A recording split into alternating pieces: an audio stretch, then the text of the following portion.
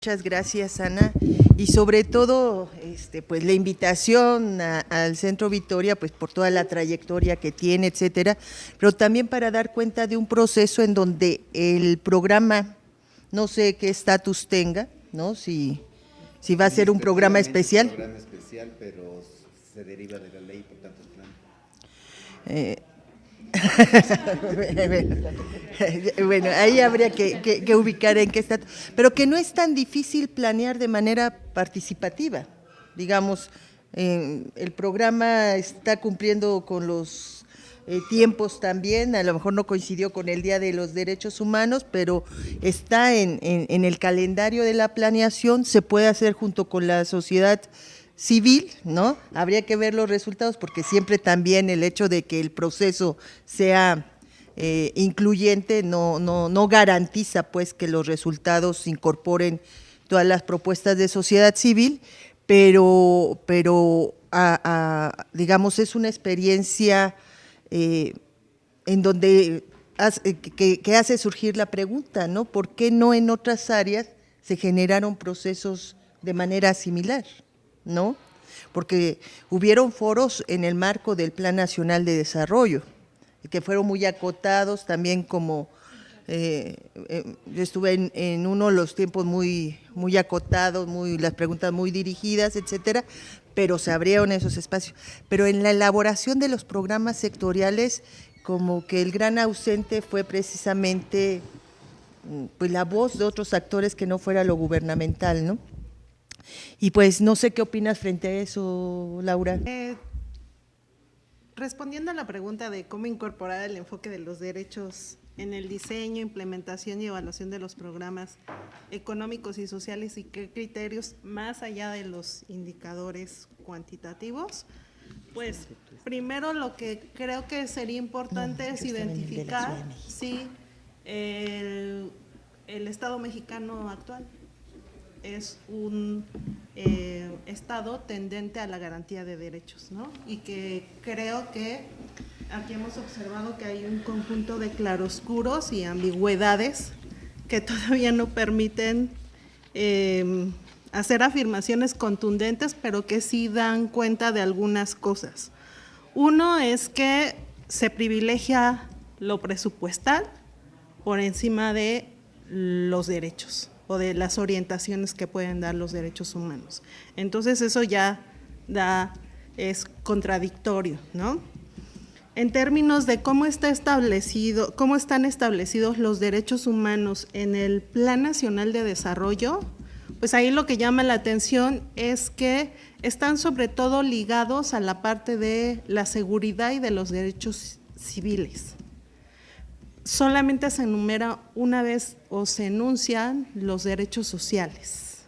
Y entonces como que hay un problema respecto a qué es exactamente lo que está entendiendo el gobierno mexicano sobre qué son los derechos humanos y que los derechos sociales son parte de sus derechos humanos, ¿no?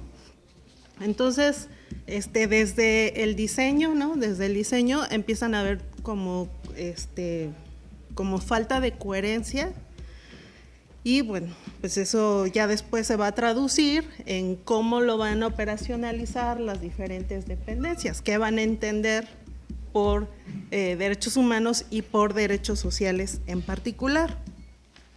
Entonces, también en el plan, el gobierno mexicano lo que pretende es disociarse de lo que hacían los gobiernos anteriores, ¿no? Señalando que ya no va a ser un gobierno que genere oportunidades y que va a ser garante de derechos. Entonces, esa parte… sí, claro. ¿Así? Ok. Entonces, eso también llama la atención. Y, bueno, pasando al tema de cómo se ha hecho la planeación y cómo esto puede contribuir a la implementación, pues un elemento fundamental tanto de las políticas públicas como del enfoque de derechos humanos es la participación, ¿no? Y la participación pensada en todas las etapas de la política pública. Y ahí, pues, hay un fuerte déficit, ¿no? Ahí tendrían que estar participando diferentes formas o diferentes expresiones de la participación, que no se reduce solamente a un conjunto de actores. Y también, y fundamentalmente, tendrían que estar participando aquellas personas que son los que sufren los problemas, ¿no? Y entonces, yo digo, ¿dónde están esos actores, no? Y entonces lo que se empieza a observar es que en algunas acciones, en algunos programas, sí están incorporados actores del sector empresarial en vestidos de sociedad civil para resolver problemas públicos. Tal es el caso de Teletón, ¿no? De estas orquestas infantiles educativas o infantiles, ¿no? Y subsidios para que los jóvenes que no entraron a las universidades públicas puedan acceder a la educación superior a través de instituciones privadas, ¿no?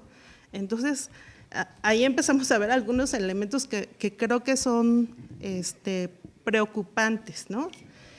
Y bueno, el otro elemento que quisiera recuperar es, eso es una pregunta, o sea, para la implementación de políticas públicas con enfoque de derechos humanos, también se requiere de un andamiaje institucional y organizaciones que estén capacitadas para hacerlo. Y ahí, cuando el discurso es lo que importa es la honestidad y no la capacidad, pues uno se empieza también a preocupar, porque operacionalizar el enfoque de derechos humanos requiere un nivel de técnica, ¿no? No sé cómo ha sido en Coneval, pero me imagino que desempacar los derechos humanos no es un proceso fácil. Implementar desde una perspectiva de derechos humanos tampoco lo es, porque hay culturas organizacionales muy burocráticas, ¿no? Instaladas en una cultura política autoritaria, y entonces esos son los que van a operar estos programas, que dicho de paso fue prácticamente el gobierno mexicano ya tenía sus programas y los colocó dentro de un Plan Nacional de Desarrollo, ¿no? Y bueno, mi último tema, que yo creo que muchos dan por hecho, pero que no está de más recalcar, y es que ya existen un conjunto de estándares internacionales de derechos humanos que nos pueden ayudar en el diseño, en la implementación y en la evaluación.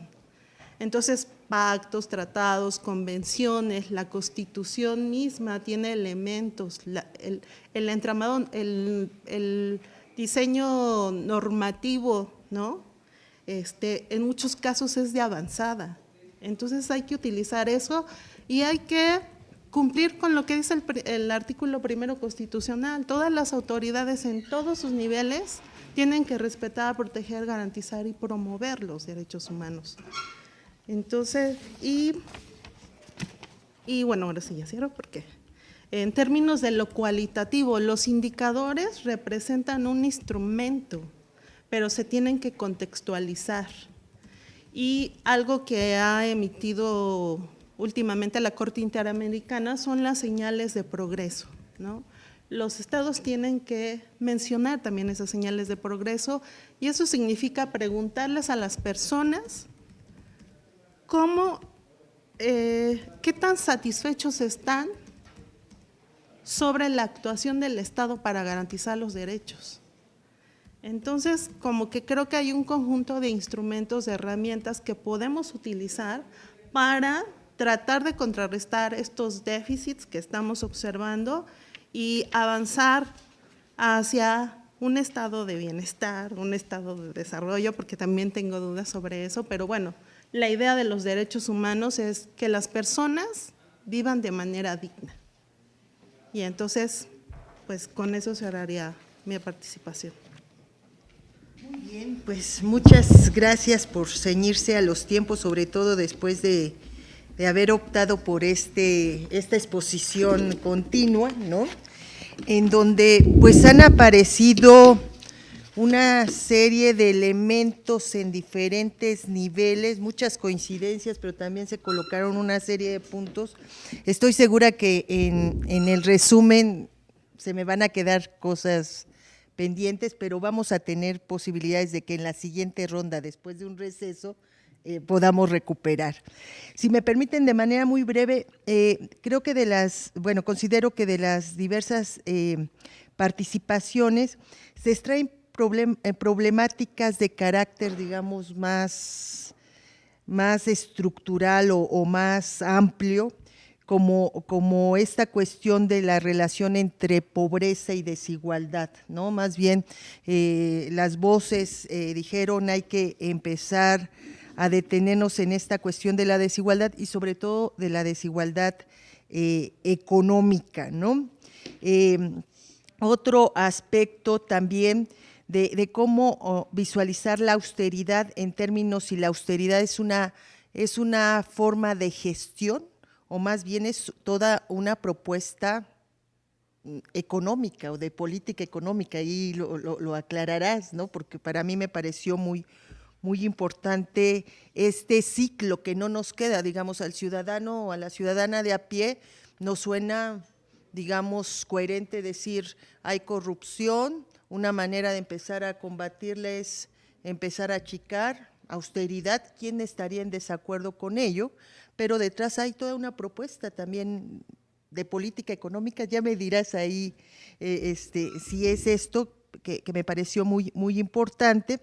El tema que también dentro de los planteamientos gubernamentales aparecen como el de la violencia, el de la inseguridad, y entonces cómo aprenderlo en el diseño de programas, sin que termine desviando, ¿no? o imposibilitando el tener resultados concretos en la búsqueda, digamos, del cumplimiento de los objetivos programáticos. Aparecieron otros problemas como esta cuestión de la insuficiencia en el proceso de la macroplaneación, yo le diría, y pues si va a haber o no posibilidades de subsanarla, preguntas de cómo operativizar la perspectiva de derechos humanos, ¿no? Sobre todo porque se habla de los indicadores, pero también se dice que esto no es suficiente, y entonces se apela a la participación ciudadana, ¿no? Por ejemplo, como una vía, ahí aclarar que el programa del que nos habló Ana es un programa federal, o sea, la Secretaría de Gobernación convocó a organizaciones, convocó a un grupo de expertos a que se estuviera discutiendo por dónde iría este programa federal de derechos humanos. Esto me surgió por lo de la ley que mencionaba Manuel, en donde todavía no tenemos una ley de derechos humanos nacional, ¿no? Otro aspecto también de problemática general, se hablaba de la diferenciación regional, y creo que ahí algo que no apareció mucho es el rol que los gobiernos locales o estatales están teniendo en este proceso de planeación, y en donde, pues, quiérase o no, va a implicar, o es la pregunta, va a implicar cierto nivel de coordinación. Entonces, eso en términos como de las grandes problemáticas. Ya en términos específicos fue una discusión muy rica en esta cuestión, insisto, para mí, no sé si sea compartido, de desvelamiento del discurso de austeridad, en donde aparece con nitidez, en eso hay mucha coincidencia, de la necesidad de una reforma fiscal, no solo en aras de resolver esta pregunta de cuáles son las fuentes de financiamiento de todos estos programas muy ambiciosos, pero en donde la pregunta es de dónde va a salir, o ese 70% de inversión pública en el Tren Maya, ¿no? ¿De dónde va a salir? Sino también en términos de hasta dónde la reforma fiscal puede ser la vía para realmente, ¿no? aminorar estas brechas económicas, ¿no?